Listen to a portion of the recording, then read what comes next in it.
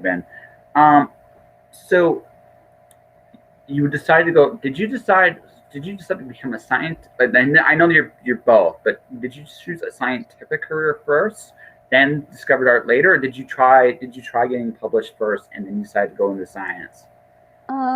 Yeah, so that has a very it's got an interesting story that I don't know whether you are aware of this, but many of the Asian countries, India, China, so many of them, like parents are, at least when I was growing up, parents were quite a bit in control of the careers of their children. Mm-hmm. And, like my dad was that, I want you to be a doctor. And he emotionally blackmailed me that, when I was your age, I wanted to be a doctor. I would have even got a medical seat, but I had no money and I had to take up a job. I couldn't be a doctor. So you are my firstborn. You should go ahead and be a doctor. And I Ooh. felt so bad for him, and I just kind of agreed. So I wrote the entrance, I got through it, and then I took it. I wanted to be a writer even then, but he told me point blank that only losers do these kind of things.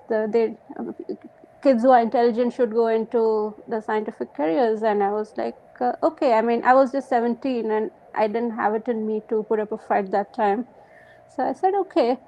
So I went into it, and one thing led to another. I actually liked neurology and neurosciences. So finally I went into it, and I think I still like it. I like it a lot. I love dealing with patients. I mean, that was my favorite part of being a doctor.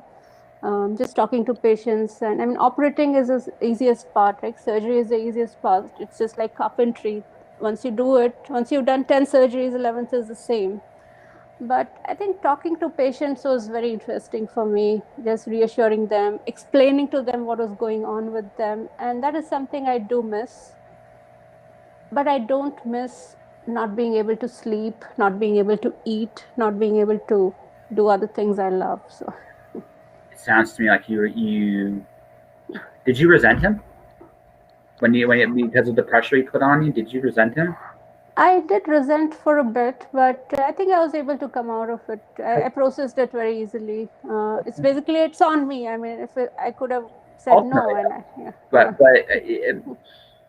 like I said, I've seen it when someone you love puts pressure on you to go a certain way. It's really hard. It's really hard sometimes to say no.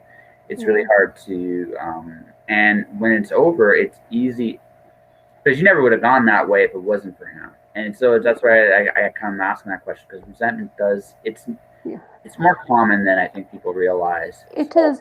And yeah, I think I did, but I was able to process through those emotions and come out on the other side. And I mean, for me, it was a learning experience. Now I'm more aware when somebody is trying to manipulate me emotionally. I, That is one. I somehow feel it's like a judo chop when someone does that. It's like, oh, I get your game. Yes. What happened? Yes. I just dropped him. So I say I For want sure. to get your name right because you can be scary. It's like, Yeah, but anyways, it's neither for here. sure. But Yes. no, I think one of the most underrated things about being in medical of any kind actually is Mm. um, there's a lot of being a doctor that has nothing to do with medicine at all. You are a counselor as much as you are. You're almost a psychologist yourself, Yeah. the challenge you have. Well, you walk a very interesting line. Mm. The line you walk is you're doing your very best to help the patient. Yeah. The thing about that is the patient also has a big say on how they want to be Mm. treated. Yeah. And you have to respect that, even if you Mm. disagree, I agree. Yeah. right? And that's a very tricky line, um, because Mm.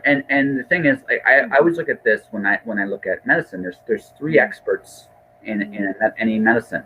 There's Mm. there's the research, there's the doctor, and then there's the patient, and Oh, absolutely.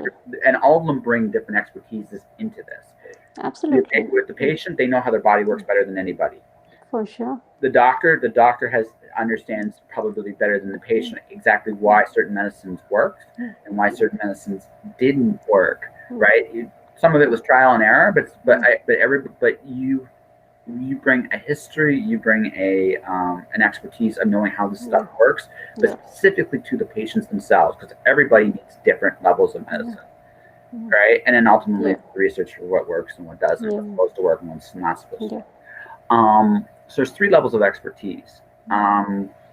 So you're kind of the woman in the middle, or the middle woman, middleman. You have to. I don't know what your insurance companies are like in India. I can't imagine that I would know. I know what they're like here, and sometimes they're how to put this so nicely so I don't get in trouble. They're a necessary evil. We'll leave it at that. We'll leave that there. You can't say too much, especially if you're like practicing over here. But so you got that to deal with. You also have to deal with what actually works best for the patient. And your job's kind of trying to wade. Like you're almost like right in the middle of that, and you have and the thing is, unfortunately for you, if things go wrong, you're at fault. No matter whether even if it's even if it's against on either side, the insurance company or the patient. You're the one that takes the blame, and you very rarely get the credit when things go well. And that's kind of that's a really tricky line to walk.